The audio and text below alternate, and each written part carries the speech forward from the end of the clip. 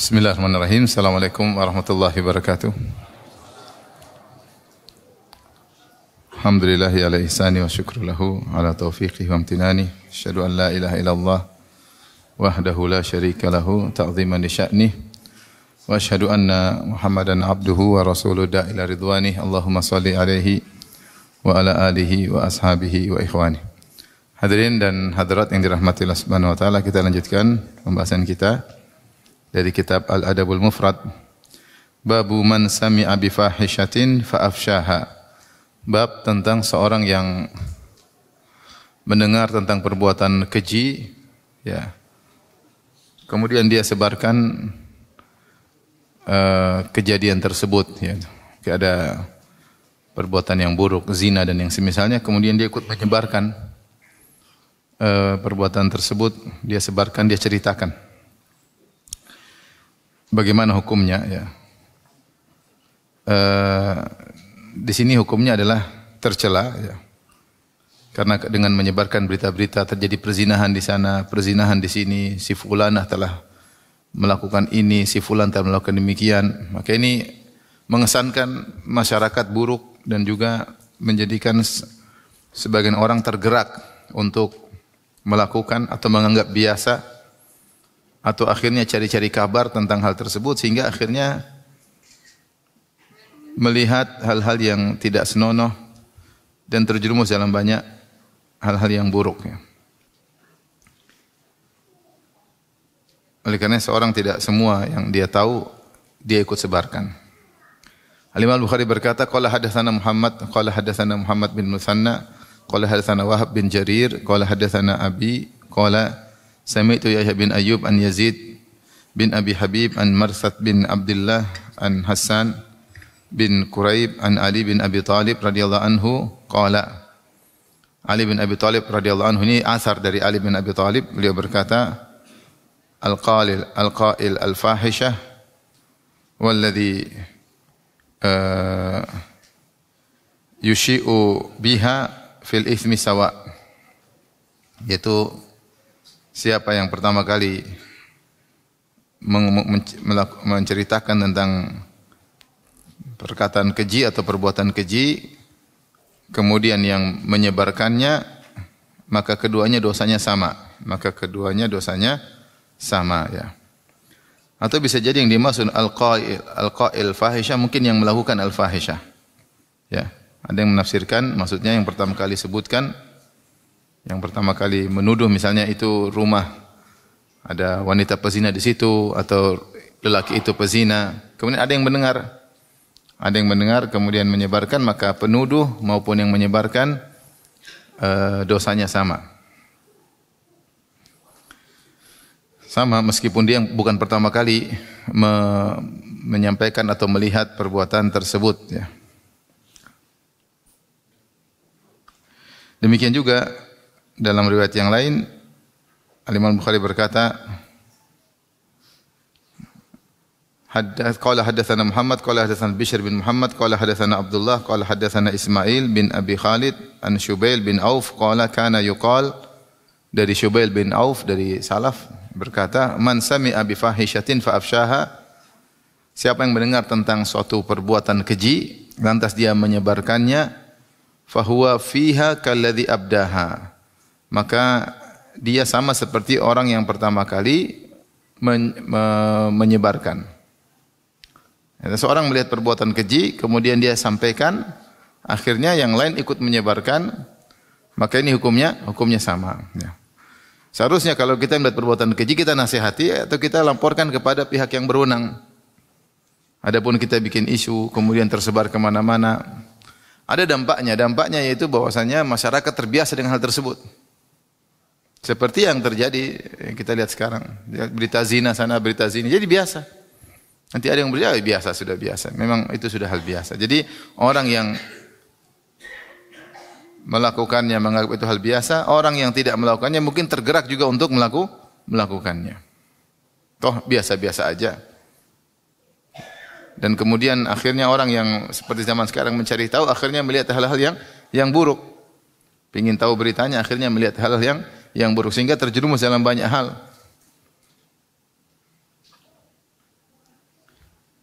Sampai terkadang ya, misalnya seorang dai misalnya, seorang dai. Kemudian dia punya teman dekat misalnya. Teman dekat misalnya artis lah yang masih bermaksiat misalnya, atau yang sudah tobat, atau intinya kemudian dia publish bahwasanya teman saya si fulan atau si fulana.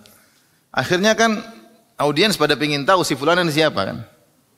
Akhirnya kan masuk ke internet, lihat ini, lihat gini, lihat gini. Akhirnya banyak yang dilihat akhirnya. Seharusnya seperti itu tidak usah dipublish.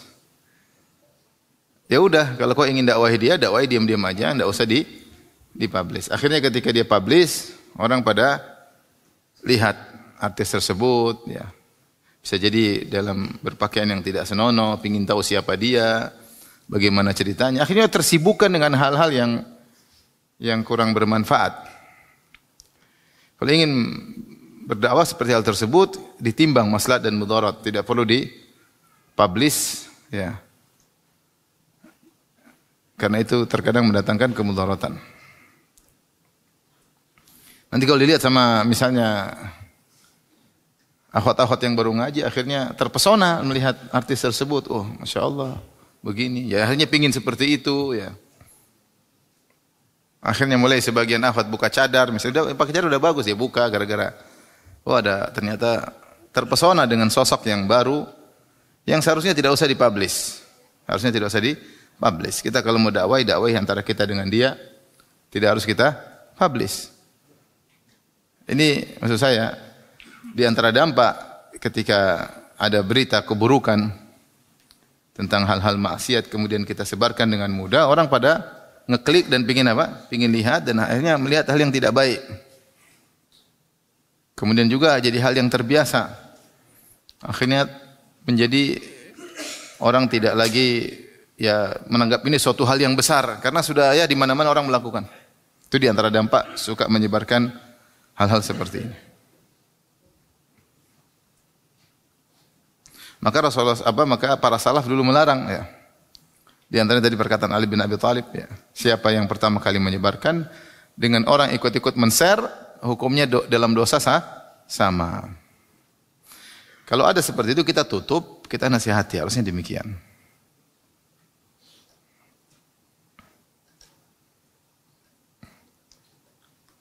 Demikian juga Imam Bukhari membawakan riwayat dari para salaf, sekarang dari Atha ya.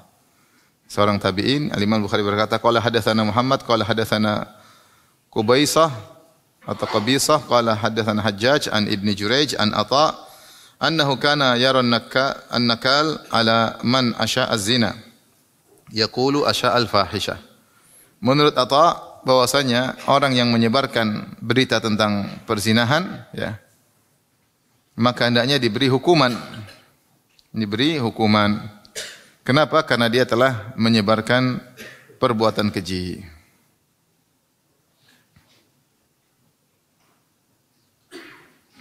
Karena dengan menyebarkan berita seperti ini bisa jadi membuat orang terprovokasi untuk melakukannya, tergerak hatinya untuk melakukannya. Beda kalau ada yang dirajam, dihadiri, ini menjadi efek jerah. Tapi kalau cuma sebarin ya. Akhirnya orang kan biasa. Oh cuma segitu bayarannya. Oh, saya juga bisa, saya kira mahal, ternyata murah. Akhirnya kan macam-macam orang berpikir. Ceweknya cuma gitu aja, kirain cantik. Akhirnya melihat yang harusnya tidak dia lihat. Oh ternyata akhirnya suudzon kepada seluruh orang sebenarnya sama semuanya kayak begitu. Akhirnya berbagai macam hal yang muncul gara-gara menyebarkan berita-berita seperti ini.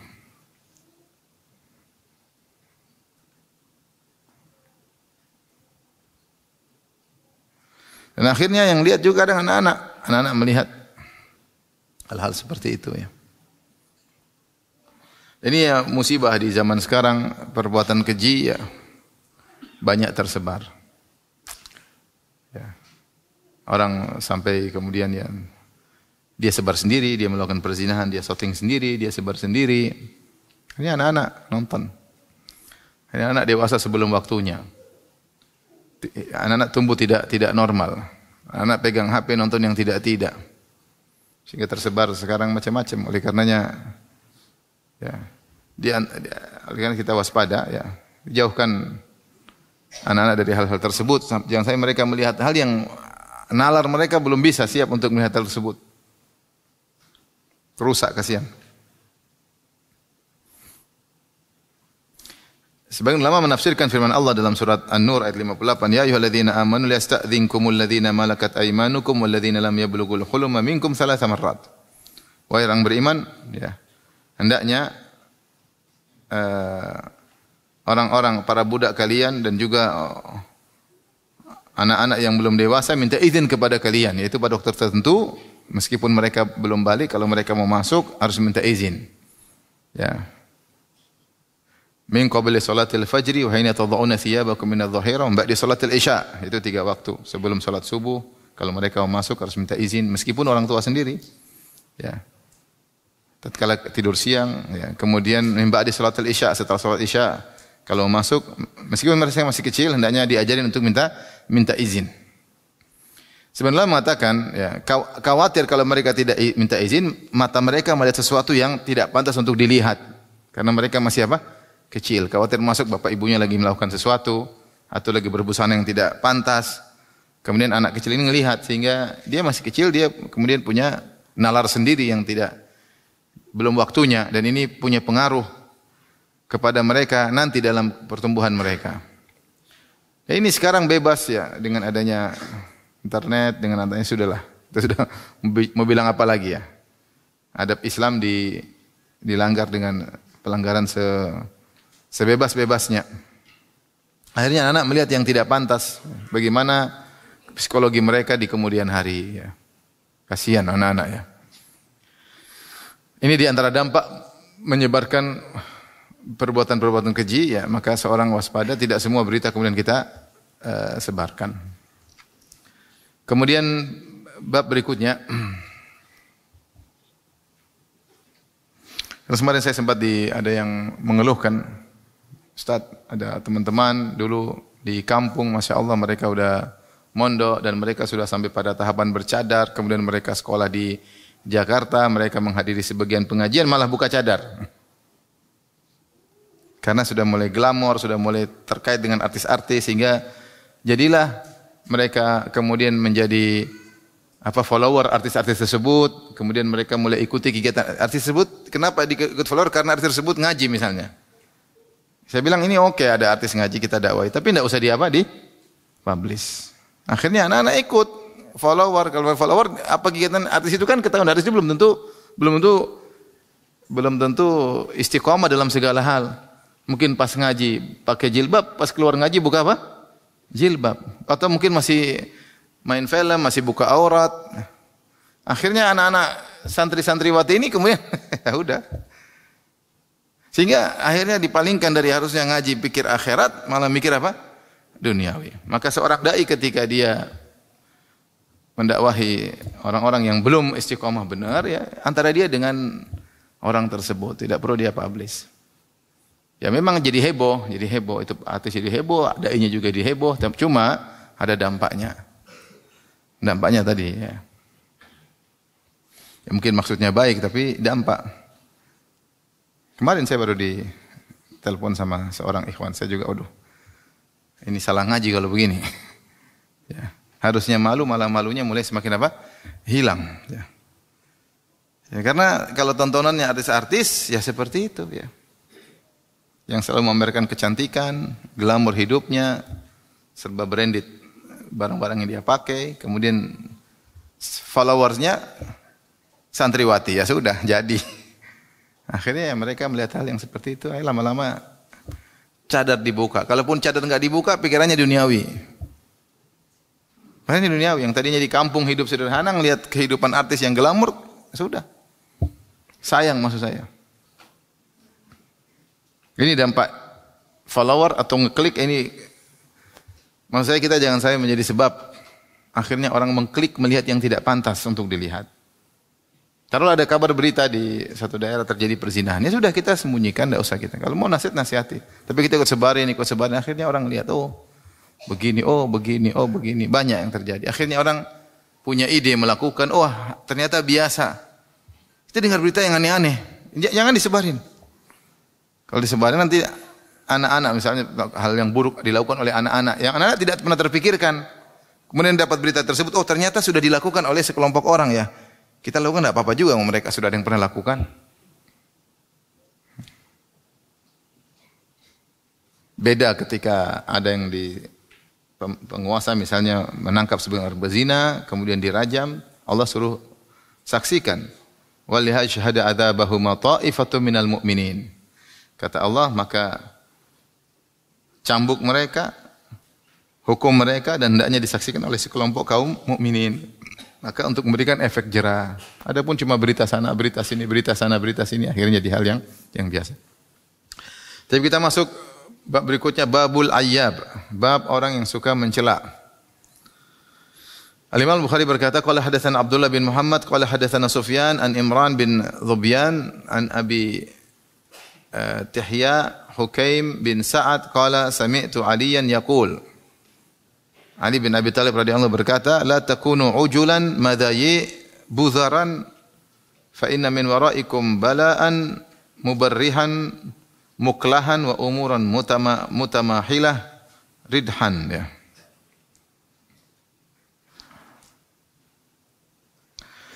Ali bin Abi Thalib berkata radhiyallahu taala anhu, semoga Allah meridainya,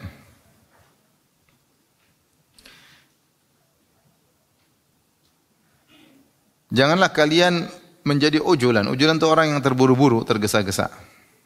Tidak dipikirkan terlebih dahulu. Ya.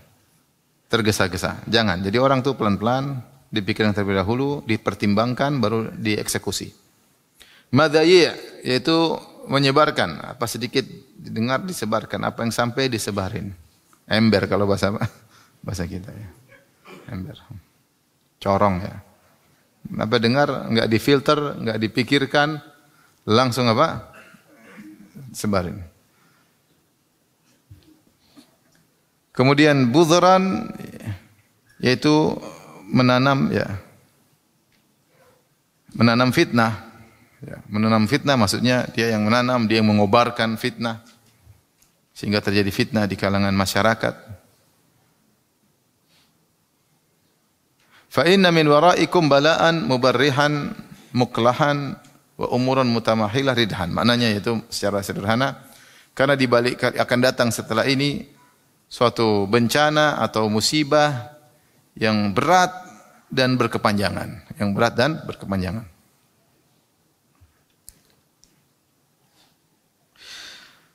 Tapi di sini Imam Bukhari mendatangkan bab namanya, beri judul dengan babul ayyab, yaitu beliau memberi peringatan seorang hendaknya jangan suka mencela, jangan terburu-buru ya.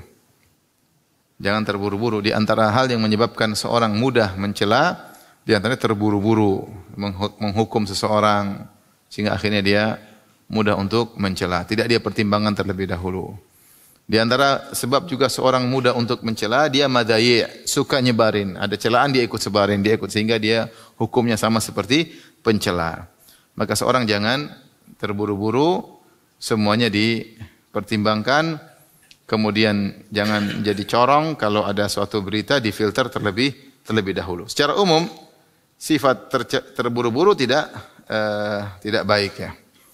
Seorang menghadapi sesuatu dipertimbangkan dulu, tidak semua harus dia ucapkan, tidak harus dia semua komentari, tidak semua harus dia posting, tidak semua harus dia publish. Ya. Seperti sekarang ada orang terburu-buru, ada masalah tertentu terburu-buru dalam berfatwa, langsung berfatwa. Ada masalah tertentu dia ingin segera tampil terlebih dahulu. Sekarang di medsos ya seperti itu. Ada masalah langsung ngomong, masalah besar, masalah peperangan, masalah pertumpahan darah, dia ngomong, pokoknya dia harus punya komentar. Padahal kalau pertanyaan tersebut ditanyakan kepada Lajnah Daimah di Arab Saudi, mereka harus duduk, mungkin kumpul sekian puluh orang, harus rapat, mungkin berminggu-minggu baru mengeluarkan satu statement. Karena tidak mudah memberi statement fatwa bagaimana bersikap terhadap suatu peristiwa. Sementara sebagian kita dan sebagian saudara-saudara kita ada masalah langsung ngomong. Akhirnya carut marut, kemarin ngomong A, besok ngomong B, masuk ngomong A, besok ngomong B, ngomong C, tidak dipertimbangkan. Tidak semua yang kita lihat harus kita komentari. Pertama, karena semua yang terjadi, yang kita lihat, berita sampai kepada kita, belum tentu sesuai hakikatnya. Benar atau tidak? Belum sesuai hakikatnya. Tergantung reporternya. Bagaimana cara dia menyajikan berita tersebut. Ini pertama. Yang kedua, kalaupun orang menyampaikan kepada kita, terpercaya kita kenal betul, belum tentu dia menyampaikan kepada kita seluruh informasi yang lengkap. Padahal kita untuk menyampaikan suatu hukum, kita harus punya informasi yang apa? Lengkap. Oh benar kok ini saya kenal dia benar sampai iya berita dia benar kalau kasihkan dia benar karena dia temanmu terpercaya, orang jujur. Tapi apakah yang dia sampaikan kepadamu itu adalah berita yang lengkap? Kan banyak sisi yang harus diperhatikan. Tapi kalau ternyata pada dirimu beritanya benar dan sudah lengkap, ya, tidak mesti kau yang bicara. Mungkin ada yang lebih ahli untuk berbicara. Kemudian kalau memang kau ahli untuk berbicara, belum tentu tepat waktunya kau berbicara. Ini tidak masalah untuk diperbicarakan. Jadi mau saya banyak hal yang harus dipertimbangkan, tidak harus terburu-buru. Sebagian orang pokoknya sedikit-sedikit langsung bikin konten ya. Langsung bikin konten. Semakin ribut dengan konten dia semakin senang ya. Tidak semua harus kita bicara. Kalau Anda merasa tepat, capable dalam hal tersebut, punya kemampuan, silakan. Ada manfaatnya silakan. Kalau enggak, tidak semua mau kita bicarakan. Ulama-ulama kita banyak mereka tidak bicara. Bukan mereka enggak ngerti. Mungkin mereka merasa tidak pantas untuk dibicarakan atau tidak tepat waktunya untuk dibicarakan. Maka jangan menjadi orang yang ujulan, suka terburu-buru. Jadi ini berlaku dalam kehidupan sehari-hari.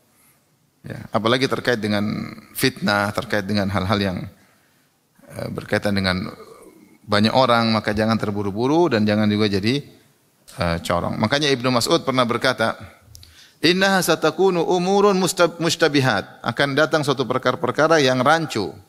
Fa alaikum bitu'adah, hendaknya kalian jangan terburu-buru, yaitu pelan-pelan, hati-hati. Fa innaka an takuna tabi'an fil khairi khairan min an takuna ra'san fil syarr. Lebih baik kau menjadi anak buah dalam kebaikan daripada pingin tampil akhirnya jadi bos dalam keburukan. Jadi paling depan dalam apa? Keburukan. Tidak usah buru-buru, santai aja. Ya.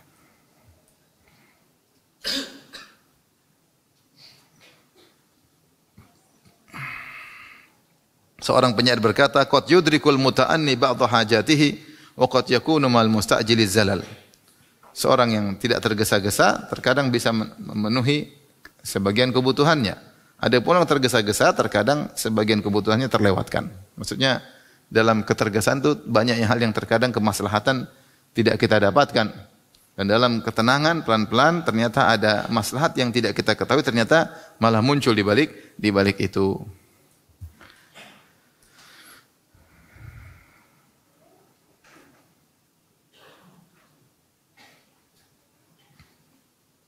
Dan kemudian tadi kata Ali bin Abi Thalib, madzayi' yaitu corong ya.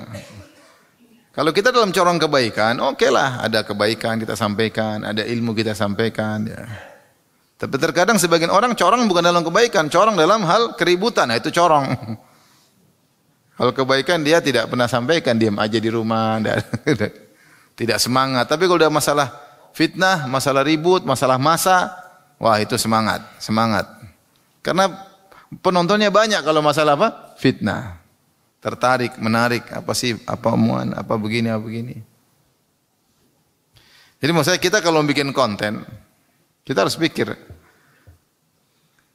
apakah kita berhak mengambil waktu mereka untuk menonton konten saya ini memang pantas mereka menghabiskan umur mereka untuk nonton konten saya ini? Karena kalau konten kita 5 menit misalnya, berarti kan satu orang akan buang waktunya 5 menit untuk nonton konten kita. Pantas enggak dia habiskan 5 menit untuk nonton konten saya? Atau saya cuma buat dia mubazir, buang-buang umur dia nonton konten saya? Kita harus renungkan. Jangan asal bikin konten ya. Tapi kalau saya lagi makan bakso, kemudian saya makan, saya tambah ini, kemudian saya pakai saus ini, saya nggak ada tujuan apa. Cuma bikin konten aja, pengen nunjukin saya sedang makan bakso. Ternyata konten tersebut 10 menit. Orang pengen tahu, nonton. Baik. Apakah memang mereka pantas untuk nonton konten saya 10 menit makan bakso? Terus ternyata viewersnya sampai 2000 orang, 2000 kali 10 menit berapa? Saya sudah buang umur orang banyak. Kalau memang pantas ada faedahnya silakan. Apalagi Anda adalah public figure. Kalau bukan public figure nggak ada yang nonton. Bikin konten 1 jam nggak ada yang nonton. Kalau Anda public figure, apakah pantas Anda bikin konten seperti ini? Ya. Ya. Oh, saya ini harus dipertimbangkan. Oleh karenanya kita kembali lagi, jangan jadi media atau madaya itu apa semua yang sampai kepada kita jadi corong, kita share ya. Kalau kebaikan yang kita lihat manfaatnya banyak, kita share semangat. Kalau ke fitnah ya kita harus filter. Tidak semua yang kita tahu kemudian mau kita share.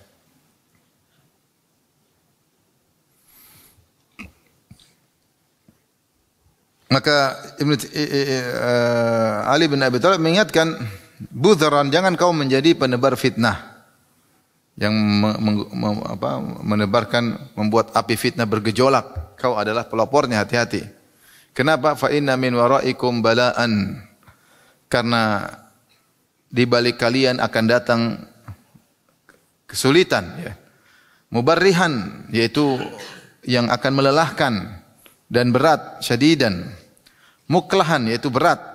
Mubarrihan itu melukai, yaitu sulit, menyulitkan. Muklahan, yaitu syadidan ala nas.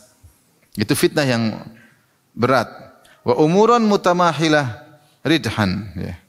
Yaitu perkara-perkara yang panjang. Ridhan thaqil, berat. Intinya akan datang ujian-ujian, fitnah-fitnah yang berat dan berkepanjangan. Oleh karenanya hati-hati, jangan kemudian tergesa-gesa kasih komentar, jangan tergesa-gesa kemudian bikin konten, jangan tergesa-gesa kasih fatwa, jangan. Ya.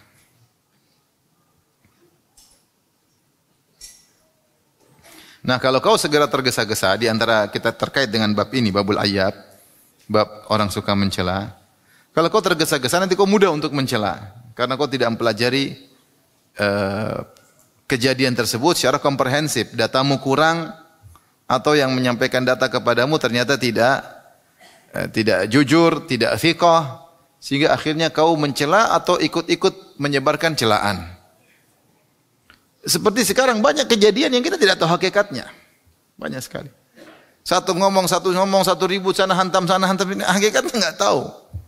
Saya kalau disuruh ngomong, saya bilang saya enggak tahu gimana hakikatnya. Mana berita secara lengkap? Oh, katanya-katanya. Lalu bagaimana katanya-katanya kemudian kita bisa memunculkan suatu hukum di balik katanya-katanya? Enggak bisa. Saya katakan tadi, kalau seandainya beritanya pun lengkap, komprehensif, apakah saya mampu untuk menilai? Apalagi masalah terkait dengan masa, terkait dengan kaum muslimin secara umum, terkait dengan suatu negara, tidak gampang. Tidak gampang ya akhi. Tidak gampang. Kalaupun sudah terkumpul tadi, mungkin saya tidak mampu untuk memberi hukum karena terlalu banyak hal yang harus dipertimbangkan. Ini sebagian orang, Masya Allah langsung.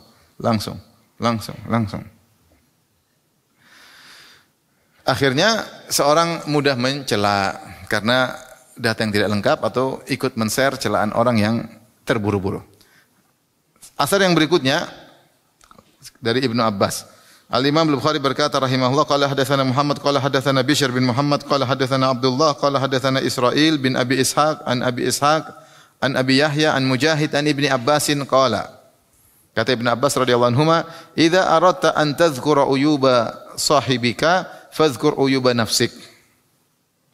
Kata Ibnu Abbas untuk berhati-hati, beliau berkata, jika kau ingin menyebutkan aib saudaramu, coba ingat dulu aib-aib dirimu. Ya, coba dulu ingat aib dirimu. Maksudnya Ibnu Abbas ingin menyampaikan, sibukkanlah dirimu dengan aib-aibmu supaya kau tidak sibuk mencari aib-aib apa? Saudaramu. Ya. Ya, jadi jangan sampai seorang hobinya mencela. Ya, adapun kalau kita menyebutkan kesalahan dalam rangka untuk menasihati, bukan untuk mencela ya, dan memang waktunya untuk disampaikan, itu urusan lainnya. Tapi hukum asal seorang jangan suka mencari-cari kesalahan orang lain ya. Karena Rasulullah melarang akan hal tersebut. Rasulullah mengatakan, "Ya ma'syara man amana bilisanihi wa lam yu'min bihi qalbuhu." Ya. La tattabi'u auratil muslimin, wahai orang-orang yang hanya beriman dengan lisannya tapi belum beriman hatinya. Jangan mencari-cari aib-aib kaum muslimin. Jangan cari-cari ya. Ya kalau ada sudah tersebar, ada harus kita sikapi ya mungkin ada pembahasan. Tapi mencari-cari ya, mencari-cari tajassus tidak boleh. Tidak boleh. Kalau kita mau tajassusin orang, kita ingat kita juga punya banyak dosa, banyak kesalahan. Bisa saja Allah balas dengan orang mentajassusin kita, bisa jadi. Maka yang di depan mata yaitu yang kita bahas. Adapun mencari-cari maka jangan. Seorang kalau sibuk melihat aib dirinya, dia tidak akan sempat untuk mencari-cari aib orang lain ya. Adapun hamalatus sunnah, yaitu orang-orang yang membela sunnah Nabi sallallahu alaihi wasallam, seperti para muhadditsin, ahli hadis yang kemudian menyebut aib-aib para perawi, tujuan mereka bukan untuk mencari aib-aib para perawi, tapi tujuan mereka adalah untuk memurnikan hadis Nabi, sehingga kita dapati buku-buku namanya Kutubur Rijal, buku-buku tentang para perawi, berjilid-jilid, puluhan jilid. Setiap perawi dijelaskan rawi ini adalah si fulan, kredibilitasnya bagaimana, perkataan para ulama tentang dia. Kenapa? Karena dia meriwayatkan hadis. Kita harus tahu ini thiqah, dhaif atau derajatnya seperti apa. Karena di balik penilaian terhadap orang ini kita bisa terima hadis itu, hadisnya sahih atau dhaif. Maka setiap perawi-perawi tersebut pasti ada biografinya. Kalau tidak ada biografinya disebut majhul, itu tidak dikenal. Kalau tidak dikenal hadis dinilai dhaif. Nah, para ulama ketika mengkritiki atau menyebutkan aib-aib tersebut bukan dalam rangka untuk hawa nafsu mencari-cari kesalahan orang, tidak, tapi dalam rangka untuk membela apa? Agama. Sehingga si fulan dhaif disebutkan, si fulan pendusta disebutkan, si fulan penipu disebutkan. Terkadang dikatakan orang ini soleh tapi pelupa, ya tidak diterima hadisnya. Kalau soleh, rajin ke masjid, tapi suka lupa. Ingatannya lupa. Di ketika tua suka lupa. Jelasnya sangat-sangat detail supaya menjaga kemurnian hadis-hadis Nabi. Sehingga muncullah hukum-hukum tentang hadis-hadis Nabi. Hadis ini sahih, hadis ini hasan, hadis ini dhaif, hadis ini mungkar, hadis ini palsu, hadis ini la aslalahu. Berbagai macam hukum tentang hadis dibangun di balik kredibilitas para perawi tersebut yang telah dibukukan oleh para ulama. Para ulama menjelaskan tentang biografi para perawi dengan kelebihan dan kekurangan perawi-perawi tersebut. Dalam rangka untuk apa? Dalam rangka ada maslahatnya untuk menjaga kemaslahatan atau kemurnian hadis-hadis Nabi sallallahu alaihi wasallam. Sama ketika para ulama membantah ahlul bidah. Mereka bukan dalam rangka mencari aib-aib manusia, enggak, tapi ahlul bidah itu telah melakukan kemungkaran di depan mata, sudah tersebar di kalangan masyarakat. Bukan mereka sedang bicara ahlul bidah ini tukang zina, pacaran sama istri orang, enggak. Tapi dia bahas yang tersebar. Adapun masalah pribadi dia, seorang jangan mencari-cari tahu, itu tajassus namanya. Kalau Allah bongkar itu lain cerita. Ya. Kita enggak boleh tajassus ya. Tapi kalau yang kesalahan depan mata kita terangkan karena sudah tersebar di depan mata. Maka kita jelaskan dengan secara ilmiah, ini bukan mencari-cari aib. Karena sebagian orang kalau tidak mau dikritiki, terkadang dia pakai alasan, kamu jangan cari aib orang. Terus kalau kau melakukan aib tidak boleh ditegur. Maksudnya begitu. Lakukan sebebasnya. Kalau ada yang tegur, kau hanya cari-cari aib. Kalau ada yang tegur, kau cuma hasad lah. Terus kapan kita mau menegur kalau begitu? Mau ketemuan tidak bisa ketemuan, repot. Mau ketemuan kamu siapa menegur anak kecil? Enggak bisa. Akhirnya kan susah. Ya. Jadi intinya semua ada aturan, ada kadarnya. Ya. Kalau memang aib tersebut sudah tersebar di depan mata dan itu kesalahan, banyak yang tidak ngeh itu adalah kesalahan, maka perlu diingatkan. Yang diingatkan tentu melihat apakah ini kritikan benar atau tidak ya. Karena sekarang kalau ada yang kritik langsung dibilang hasad. Subhanallah. Ada yang kritik lagi dibilang apa? Cari-cari aib pun juga banyak. Ya jelas lah. Semua orang aibnya apa? Banyak. Terus kalau begitu pintu kritikan ditutup maksudnya? Seorang bebas melakukan apa yang diinginkan? Tentu tidak ya, semua ada aturannya. Di sini yang tidak boleh seorang memang hobinya mencela, sedikit-sedikit mencela, ketemu oh si fulan begini, ketemu oh si fulan begini. Ah itu begini, mencela terus kerjanya. Dia lupa bahwa aib dia sangat banyak. Dia lupa, bukan cuma orang aibnya banyak, dia juga aibnya juga banyak. Maka jangan sampai seorang kemudian hobinya suka nyinyir, jangan ya. Di antara makna suka celah itu berarti suka apa? Nyinyir. Sedikit-sedikit apa? Nyinyir. Taib. Bab berikutnya masih nyambung. Babul ayyab. Tabi itu sambung. Bab tentang orang tukang mencela. Imam Bukhari berkata, qala hadatsana Bishr, qala akhbarana Abdullah, qala hadatsana Abu Maudud an Zaid maula Qais al-Hadza an Ikrimah an Ibni Abbasin fi qouli azza wa jalla wala talmizu anfusakum wala qala la yat'an ba'dukum ala ba'd. Itu dalam surat Al-Hujurat ayat 11 Allah berfirman, wala talmizu anfusakum, janganlah kalian mencela diri kalian.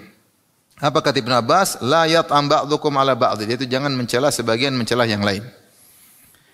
Ibnu Abbas ingin menyampaikan makna wala talmizu anfusakum, janganlah kalian mencela diri kalian. Secara logika tidak mungkin seorang mencela dirinya sendiri. Tapi orang mencela orang lain, ya kan? Wala talmizu anfusakum, kalau kita bahasa Arab artinya secara letterlek, wala talmizu anfusakum, janganlah kalian mencela diri kalian. Mana ada orang mencela dirinya sendiri. Tapi maksud ayat ini kata Ibnu Abbas yaitu jangan sebagian kalian mencela sebagian yang lain. Kenapa? Karena kalian satu kesatuan, dianggap satu. Sehingga kalau kalian mencela teman kalian seperti mencela diri sendiri. Kalau kalian mencela teman kalian sesama muslim seperti mencela diri sendiri. Maka Allah mengatakan wala talmizu anfusakum, jangan mencela diri kalian. Maksudnya ketika kalian mencela saudara kalian sesama muslim seperti mencela diri sendiri. Karena ayat sebelumnya dalam surat Al-Hujurat Allah berfirman innamal mu'minuna ikhwah. Sungguhnya kaum mukmin itu bersaudara. Bersaudara. Ya. Ini sama seperti firman Allah wala taqtulu anfusakum innallaha kana bikum rahima. Janganlah kalian bunuh diri kalian, sungguhnya Allah sayang kepada kalian. Sini ada dua tafsiran, yaitu jangan kalian bunuh diri dan jangan kalian membunuh saudara kalian. Karena membunuh saudara kalian sama seperti membunuh diri sendiri karena kalian satu kesatuan.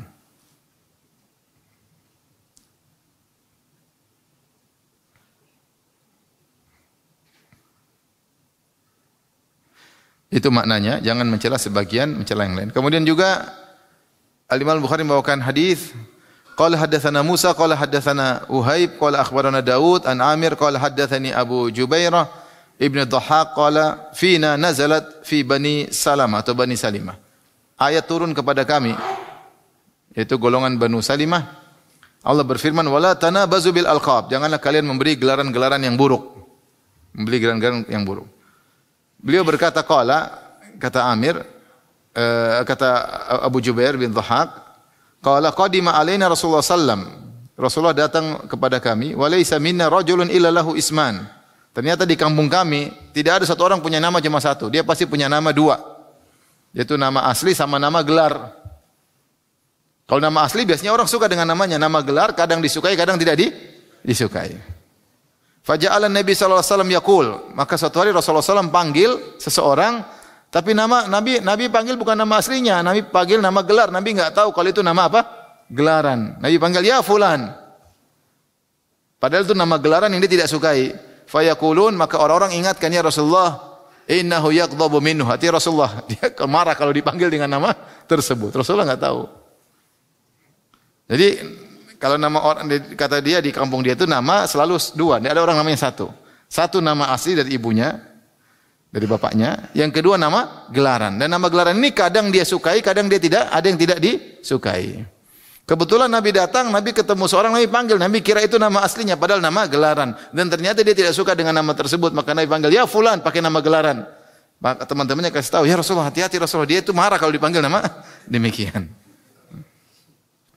Maka jangan. Ya. Maka di sini turun firman Allah, wala tanabazu bil alqab. Janganlah kalian manggil dengan gelaran-gelaran yang buruk. Orang kalau tidak suka diberi gelaran yang buruk, jangan panggil dengan nama tersebut.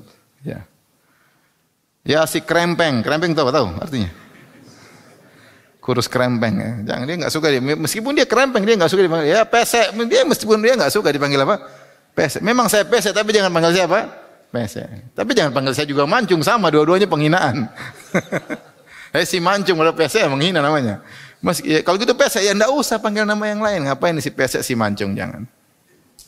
Ya. Tidak semua orang suka apa? Gelar ya. Si kampret, si cebong, si siapa?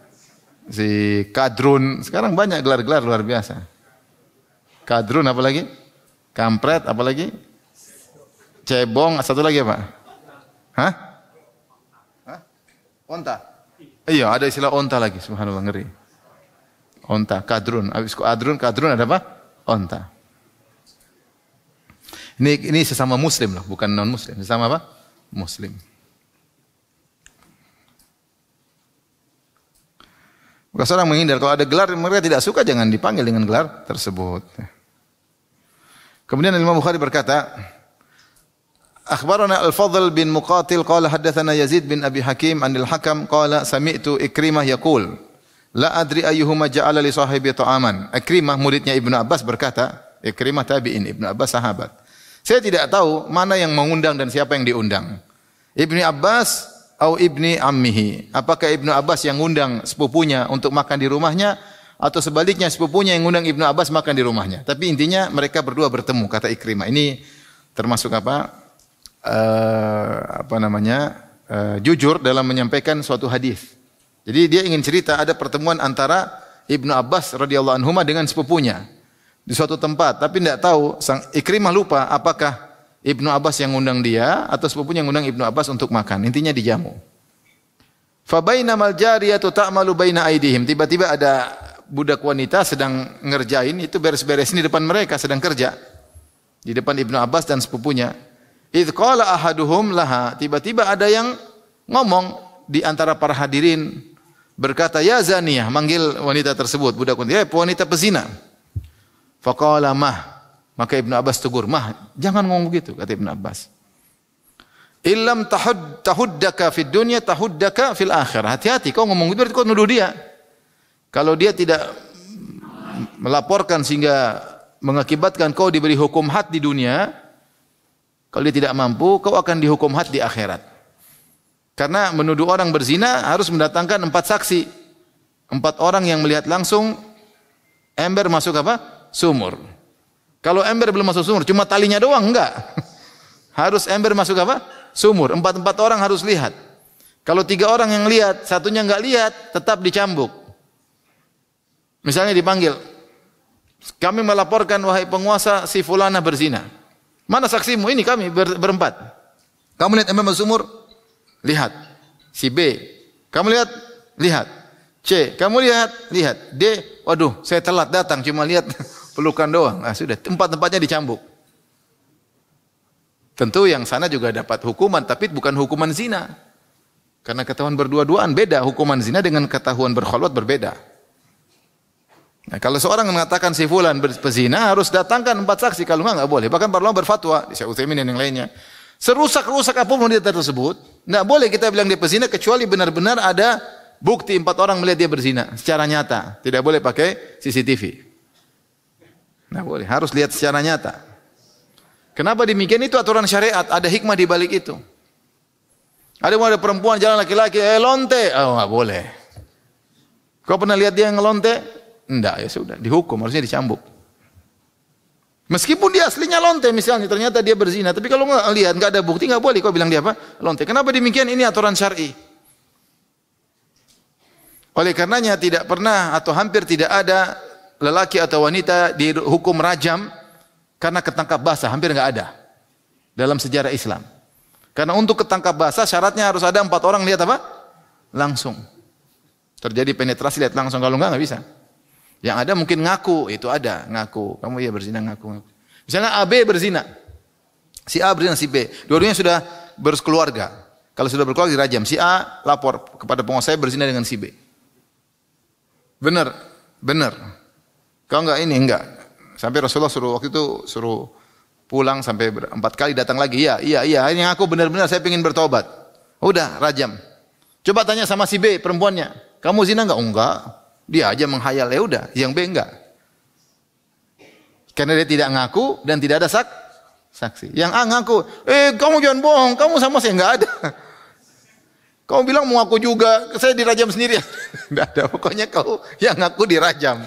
Yang enggak ngaku enggak dirajam. Kenapa demikian? Ya aturan syariat. Di balik itu ada hikmah yang kita tidak tahu. Syariat menjaga kehormatan seorang ya. Ini seperti kejadian tahu-tahu si orang marah, ada ustadz marah sama perempuan, lonte, wah ini enggak boleh dalam syariat. Enggak boleh. Karena itu tuduhan. Seperti ini Ibnu Abbas negur. Mah, jangan kau bilang begitu. Kalau kau tidak dihukum had di dunia, kau akan dihukum had di mana? Di akhirat. Qala, maka orang ini berkata, "Afara'aita in kana kadzalik ya Ibnu Abbas?" Kalau memang ternyata begitu bagaimana? Ya. Kalaupun ternyata benar, kau benar itu benar. Innallaha la yuhibbul fahisyal mutafahsy. Allah tidak suka dengan kata-kata yang kasar, enggak usah. Kau nasihati. Kalau nasihati. Ibnu Abbas alladzi qala, Ibnu Abbas yang menasihat, innallaha la yuhibbul fahisyal mutafahsy. Allah tidak suka dengan orang yang berkata-kata keji. Ya, kalau nasihati, tidak usah seperti itu.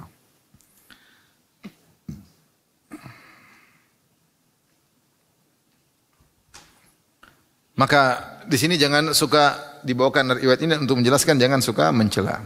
Hadis berikutnya Imam Bukhari berkata, qala hadatsana Abdullah bin Muhammad, qala hadatsana Muhammad bin Sabiq, qala hadatsana Israil anil A'mash, an Ibrahim, an Alqamah, an Abdullah, an Nabi sallallahu alaihi wasallam qala, laisal mu'min bit-ta'an walal la'an walal fahish walal badhi. Bukanlah seorang mukmin yang suka mencela, suka melaknat, suka berkata-kata yang berlebih-lebihan dan suka berkata-kata kotor. Ta'an itu mencela. Begini, mencela sana mencela. La'an, doakan keburukan. Mampus kau, semoga masuk neraka, semoga diazab di kuburan. Ini namanya la'an. Sebagaimana sudah kita bahas pada pertemuan sebelumnya. Walal fahish, tidak berkata-kata yang keji, melampaui batas. Kalau ngomong dibuat-buat sampai melampaui batas, enggak boleh. Walal badhi, kata-kata kotor, enggak suka.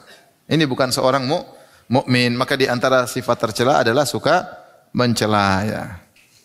Karena orang yang suka mencela biasanya ada kesombongan dalam dirinya. Kerjanya suka mencela. Sekiranya suka mencela, biasanya ada ujub atau gurur atau kesombongan. Makanya Allah berfirman, ya ayyuhalladzina amanu la yaskhar qaumun min qaumin asa yakunu khairan minhum wala nisa'un min nisa'in asa yakunu khairan minhunna. Wahai orang beriman, janganlah sebagian sekalian mencela sebagian yang lain, bisa jadi yang dicela lebih baik daripada yang mencela. Kenapa? Karena orang yang suka mencela biasanya dia merasa hebat sehingga dia mencela orang yang dicela. Maka Allah ingatkan bisa jadi yang dicela lebih baik daripada yang mencela. Kenapa? Karena yang mencela biasanya ada kesombongan. Maka seorang kalau ingin mengkritik bukan karena kesombongan, kalau bukan mengkritik bukan karena kepuasan dada, jiwa, enggak. Kalau mengkritik bukan karena balas dendam, karena pernah disakiti akhirnya kritik habis-habisan, enggak. Tapi mengkritik karena Allah, benar-benar dikritik yang benar. Ilmiah sampaikan sisi pandang, sudah selesai. Bukan karena urusan pribadi. Yang orang kalau sudah kadang masukkan urusan pribadi dalam masalah agama. Masalah pribadi habis-habisan, bantah-bantahan, hujat-hujatan, semuanya pakai dalil. Ini namanya masalah pribadi dibawa ke dalam ranah agama. Tidak boleh ya. Karena negur yang baik. Taib. Bab berikutnya, bab ma ja'a fit tamaduh. Ini juga penting. Bab tentang saling memuji. Karena sekarang kadang viral sebagian orang memuji lain. Si A memuji si B, si B memuji A. Saling puji-pujian.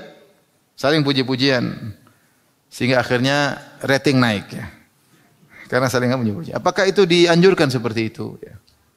Si A memuji si B, si B memuji A. Terus nanti lagi si A memuji si B ya, seperti itu. Imam Bukhari berkata, qala hadatsana Adam, qala hadatsana Syu'bah an Khalid Abdurrahman bin Abi Bakrah. An abihi anna rajulan dzukira inda Nabi sallallahu alaihi wasallam fa athna alaihi rajulun khairan. Ada seorang disebut di sisi Nabi, lantas ada orang lain memuji orang tersebut. Si fulan disebutkan di sisi Nabi, gimana kabar si fulan? Terus ada yang hadirin mengatakan, oh masya Allah si fulan dia puji-puji. Faqala Nabi sallallahu alaihi wasallam, maka Rasulullah berkata, wa ihaka qata'ta unuqa sahibik.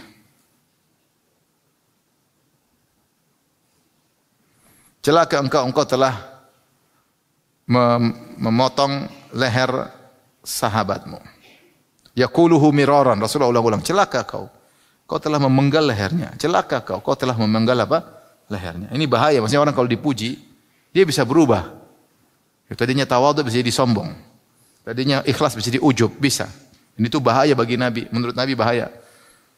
Makanya Rasulullah ulang-ulang berkata, qata'ta unuqa sahibik. Kau telah memenggal lehernya. Kau telah memenggal lehernya, kau telah melenggar lehernya. In kana ahadukum madihan la mahala. Kalau memang seorang harus memuji, jadi bukan sifat kita suka memuji mulu. Nabi mengatakan kalau hukum asal kita tidak memuji orang. Hukum asal kita tidak memuji orang. Makanya Rasulullah mengatakan, in kana ahadukum madihan. Kalau memang kau harus memuji, la mahala, falyaqul, maka ucapkanlah, ahsabu kadza wa kadza. Menurutku dia itu begini-begini. In kana yara anhu kadzalik. Kalau memang benar, jangan dia muji berlebih-lebihan, tidak sesuai dengan kenyataan. Kalau memang realitanya begitu dan memang dia harus muji karena ada keperluan memuji, maka tidak mengapa. Dan cukup mengatakan menurutku dia begini-begini, wa hasibuhullah, yang lebih tahu tentang dia adalah siapa? Allah. Wala uzaki 'ala Allahi ahada. Aku tidak mungkin mendahului Allah dalam memuji seseorang. Sehingga kita ingin sampaikan kepada orang ketika saya muji dia ini, pertama karena terpaksa. Yang kedua, saya pun puji dia sesuai dengan zahirnya, yang tahu hakikatnya siapa? Allah. Sehingga orang tidak terpedaya. Ini dua orang ketemu, Masya Allah ini orang begini, kau juga begitu kok. Ya, artinya wah, bongkar-bongkaran pujian. Rating naik semua.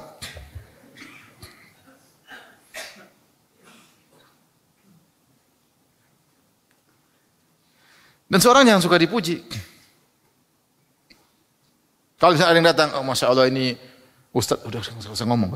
Ustaz ini yang ini, udah gak usah ngomong udah. Biar orang tahu, itu apa yang orang tahu. Nah, kau potong leher saya, paham? Tahu-tahu berubah ustaz tersebut.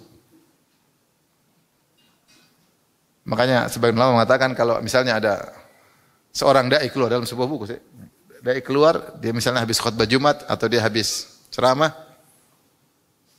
terus orang semua terpukau ketika mendengar ceramahnya. Maka dia tanya sama ring satunya misalnya. Ini perkataan para salaf. Kalau ada guru bertanya ke muridnya, bagaimana muridku ceramah saya tadi? Jangan kau puji, bilang biasa aja. Jangan kau bilang, Masya Allah Ustaz, semua tercengang, semua terpesona, semua menangis, semua ini, Masya Allah. Nah, itu Ustaznya langsung kepalanya jadi gede. Siapa yang bisa menata hati? Enggak mudah menata hati. Rasulullah bilang, kau telah memenggal lehernya. Memang Rasulullah main-main ngomong begitu. Enggak gampang. Enggak gampang. Kalau ada keperluan, harus memuji, boleh. Ada keperluan. Misalnya itu macam-macam atau apa, ada keperluan silakan, enggak apa. Tapi jangan lupa sertakan Allahu hasibuhu, Allah yang lebih tahu, Allah yang menghisapnya, Allah yang tahu tentang apa dirinya. Wala uzaki 'ala Allahi ahada, dan aku tidak mendahului Allah dalam memuji seorang. Yang tahu batin zahirnya adalah Allah, aku hanya tahu apa? Zahirnya. Makanya kita lihat Syekh bin Baz ketika dipuji dia marah. Syekh Utsaimin ketika dipuji dia marah. Ketika dikatakan al-allamah, orang alim Ibnu Utsaimin, kata Syekh Utsaimin, uskut, diam. Tidak, mereka memang dari sini tidak suka dipuji. Enggak suka, bukan dibuat-buat, bukan tidak suka dipuji karena pencitraan. Dia enggak suka dipuji, bukan, memang enggak suka dipuji. Kita dapati guru-guru kita demikian, tidak suka dipuji. Dipuji pasti gelisah, mukanya merah, enggak suka. Ditegur, jangan. Udah.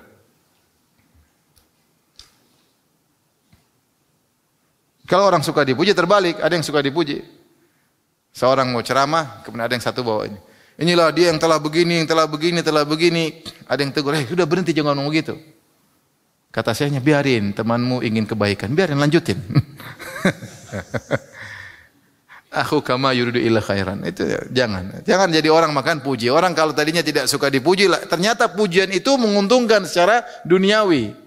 Semakin dihormati oleh orang, semakin disanjung oleh orang, semakin diundang oleh orang, dia rasa kenikmatan. Ya sudah, kalau sudah gitu jadi orang makan puji. Akhirnya dia kalau tidak ada yang muji, dia pencitraan.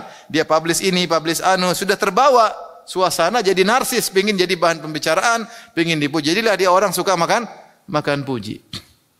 Ya, kalau Nabi bilang kau telah memenggal lehernya, enggak gampang, berarti hati-hati. Nabi Rasulullah ulangi 3 kali. Ini Rasulullah SAW bicara di kalangan para sahabat. Yang dipuji sahabat atau bukan? Sahabat. Yang memuji sahabat bukan?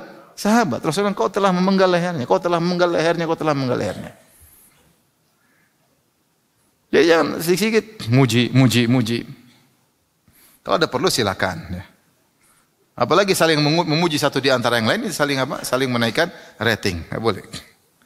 Ya. Memuji pun ternyata tidak ikhlas. Dia memuji supaya dipuji juga. Hati-hati, Allah Maha tahu isi hati seseorang. Berikutnya Imam Bukhari berkata, qala hadatsana Muhammad bin Sabbah, qala hadatsana Ismail bin Zakaria, qala hadatsani Buraid bin Abdullah an Abi Burda an Abi Musa al-Asy'ari radhiyallahu anhu qala sami'a an-nabiy sallallahu alaihi wasallam rajulan yuthni ala rajulin wa yutrihi. Rasulullah mendengar ada seorang memuji yang lain dan dia berlebih-lebihan dalam pujiannya. Kata Rasulullah sallallahu alaihi wasallam, ahlaktum au qata'tum dhahra rajul. Kau telah membinasakan, aku telah memenggal punggung saudaramu. Jangan. Ini bahaya memuji, apalagi yang berlebih-lebihan, maka sangat berbahaya. Ya. Kalau orang sudah dipuji tadi, dia timpa ujub. Kalau ujub, bisa jadi dia bawa ujub tersebut seumur hidup, ya atau tidak? Oh ternyata saya luar biasa. Atau dia ternyata sombong, seumur hidup dia sombong, kau binasakan dia. Bukan cuma binasakan di dunia, kau bisa buat dia masuk neraka jahanam. Ketika dia dipuji habis-habisan, yang tidak orang lain tidak dipuji seperti dia, maka dia merasa dirinya suatu yang melihat bil ijab, dia lihat dirinya dengan pengagungan. Ternyata saya luar biasa. Akhirnya dia binasa. Kalau ujub akhirnya masuk neraka.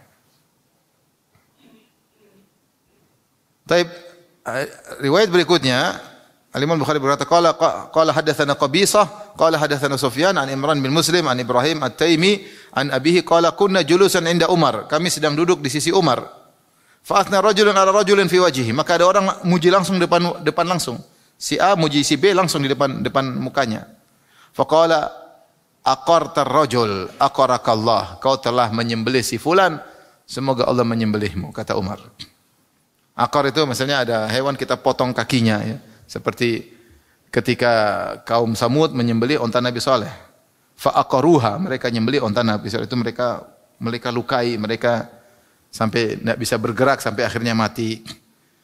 Menurut Umar, memuji orang itu membuat seperti kau mematahkan kepotong kaki-kakinya sehingga dia tidak berkutik dan akhirnya mati. Umar marah. Umar bilang aqartar rajul, kau telah menyembelih si fulan. Semoga Allah menyembelihmu karena kau telah berbuat dosa dengan memuji di depan wajahnya. Ini menunjukkan para salaf tidak suka namanya apa? Pujian-pujian. Bayangkan ketika Umar mau meninggal dunia radhiyallahu anhu, datang orang muji semua. Ali bin Abi Thalib mengatakan betapa dia tidak ngomong tidak depan Umar tapi ngomong di sahabat yang lain betapa mulia Umar, betapa sering saya mendengar Rasulullah berkata, dakhaltu ana Abu Bakar wa Umar wa kharajtu ana Abu Bakar wa Umar. Saya sering Rasulullah bercerita, saya pernah datang suatu kampung, saya bersama Abu Bakar bersama Umar. Kami pernah bersafar, saya Abu Bakar. Umar sering disebut-sebut oleh Nabi. Betapa mulianya Umar sering menemani siapa? Nabi sallallahu alaihi wasallam. Sampai ketika ada seorang pemuda datang muji-muji Umar, engkau yang begini, engkau yang begini. Umar cuma berkata, kafafan, lali wala alayya. Saya cuma mau impas. Apa yang kau sebutkan semua yang pernah saya lakukan tadi, mudah-mudahan impas bagiku. Ya. Dia tidak merasa, oh ya itu saya kurang-kurang. Nabi pernah bilang saya masuk surga, kurang-kurang. Nabi pernah bilang juga, Nabi pernah lihat bidadari saya di surga. Kau masih kurang, kau kurang ilmu. Nah, enggak. Umar cuma mengatakan kafafan, semoga impas. Tidak ujub, tidak ada kagum, bahkan dia cuma mengatakan semoga apa impas. Kita lemah, kita tidak seperti Umar, dipuji sedikit langsung apalagi masih jomblo mau cari istri, wow. Langsung posting. Ada orang lagi dipuji bupati dia posting. Posting sendiri, saya lagi dipuji bupati, maksudnya apa? Maksudnya apa? Maksudnya naikkan rating. Janganlah, kita ini tidak, sahabat aja ditegur dengan begitu dahsyatnya. Apalagi kita hati lemah. Jangan sok ikhlas. Apa yang sudah para sahabat itu jihad, berkorban itu pun takut dipuji. Kita ini apa yang sudah kita lakukan? Berkorban dalam dakwah mana? Orang-orang yang hebat-hebat pengorbanannya tidak suka dipuji. Kita punya teman-teman yang puluhan miliar dia keluarkan, tidak ingin dipuji. Ini baru keluar sedikit sudah ingin dipuji. Bahkan bukan keluar sedikit, kadang ngambil untung dari dakwah, mau ingin dipuji. Gimana? Ya, para sahabat takut. Maka murid-murid jangan mencelakakan guru, suka puji-puji apa? Guru. Posting-posting. Ada waktunya, jangan suka namanya manusia itu apa? Lemah ya. Seperlunya saja, kalau perlu enggak apa-apa. Jangan lupa sertakan wallahu hasibuhu. Allah yang lebih apa? Tahu. Dalam riwayat yang lain, qala hadatsana Abdus Salam qala hadatsana Hafs an Ubaidillah an Zaid bin Aslam an abihi qala sami'tu Umar yaqul. Aku mendengar Umar bin Khattab radhiyallahu anhu berkata, al-madhu dzabhun, pujian adalah sembelihan. Ya. Qala Muhammad berkata Imam Al-Bukhari mengomentari, yakni idza qabilaha, yaitu jika yang dipuji menerima pujian tersebut. Maka menurut Imam Al-Bukhari, kalau seorang dipuji, dia jangan terima. Sudah jangan lanjutin. Kau enggak tahu siapa saya. Udah enggak usah kayak gitu-gitu. Saya enggak perlu gitu-gitu. Tunjukkan dia tidak suka. Jangan, oh iya benar. Iya benar begitu. Sudah selesai. Anda melihat Syekh Shalih Al-Fauzan rahimahullah hafizahullah ketika ditanya, "Syekh, jelaskan bagaimana Anda menuntut ilmu." Dia ngomong sederhana sekali. Saya dulu belajar sini, gue ngomong sama gini, terus selesai. Enggak ada bilang saya begini. Bikin podcast, saya bikin dulu susah kelaparan waktu belajar, kemudian enggak ada. Shalih Fauzan lihat hasilnya kayak apa Shalih Fauzan. Hafizahullah ta'ala. Tidak ada guru-guru kita kalau cerita belajar, dulu kita kelaparan, kemudian kemudian berjibaku, enggak ada, biasa-biasa enggak ada.